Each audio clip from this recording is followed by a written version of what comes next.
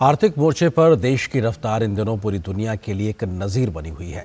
GDP के उम्मीद से बेहतरीन आंकड़े, जीएसटी का बढ़ा हुआ कलेक्शन, आईआईपी की तेजी, पीएमआई के उम्दा नंबर्स, दुनिया भर की वैश्विक संस्थाओं का भारत पर भरोसा, ये तमाम कारण हैं जो बता रहे हैं कि कैसे भारत लगातार तेजी से आर्थिक वृद्धि कर रहा है।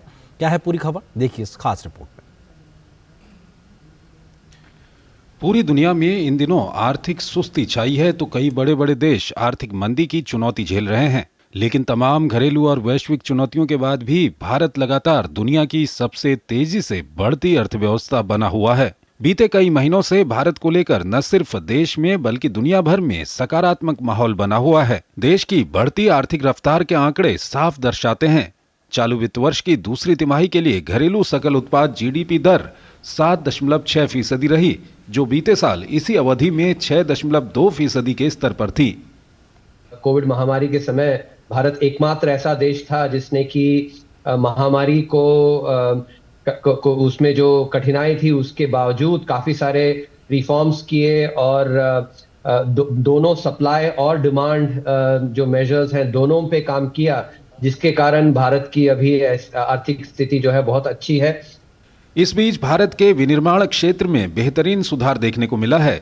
S&P ग्लोबल के ताजा सर्वेक्षण के मुताबिक नवंबर में पीएमआई बढ़कर 56 रहा। वैश्विक रेटिंग एजेंसी के मुताबिक अक्टूबर की सुस्ती के बाद उत्पादन में वृद्धि हुई। इसका प्रमुख कारण ग्राहकों से मजबूत मांग आना और आपूर्ति के लिए अनुकूल श्रृंखला होने से उत्पादन बढ़ना है। इस दौरान महंगाई का दबाव भी घटा। भारत के विनिर्माण क्षेत्र में हुई बढ़ोतरी को विश्व के अन्य देशों की तुलना में देखा जाए तो ये काफी सराहनीय है। नवंबर में अमेरिका का विनिर्माण पीएमआई पिछले महीने 46.7 रहा।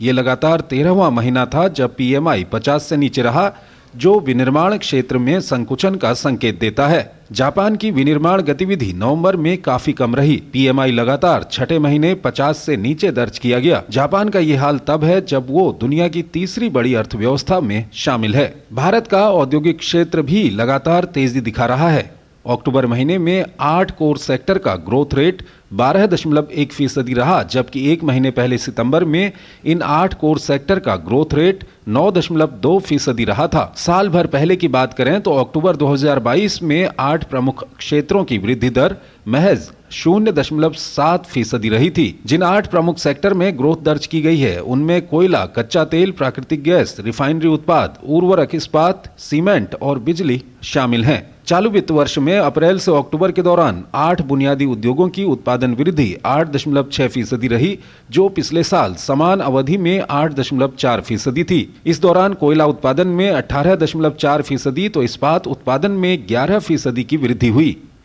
सीमेंट उत्पादन में अक्टूबर महीने में 17.1% की वृद्धि दर्ज की गई। बिजली उत्पादन में 20.3% की बढ़ोतरी हुई।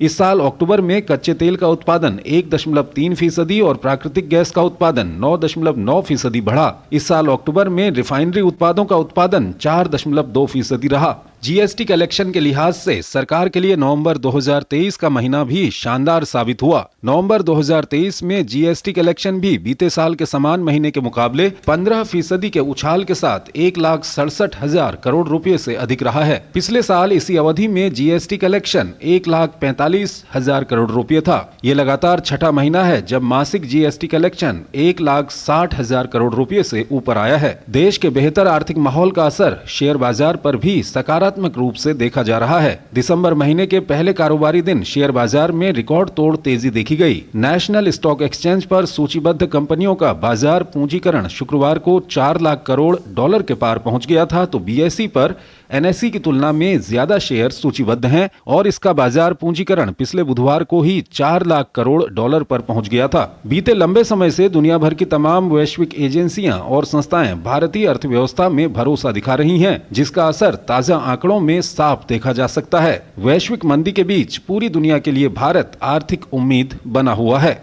Bureau report, DD news.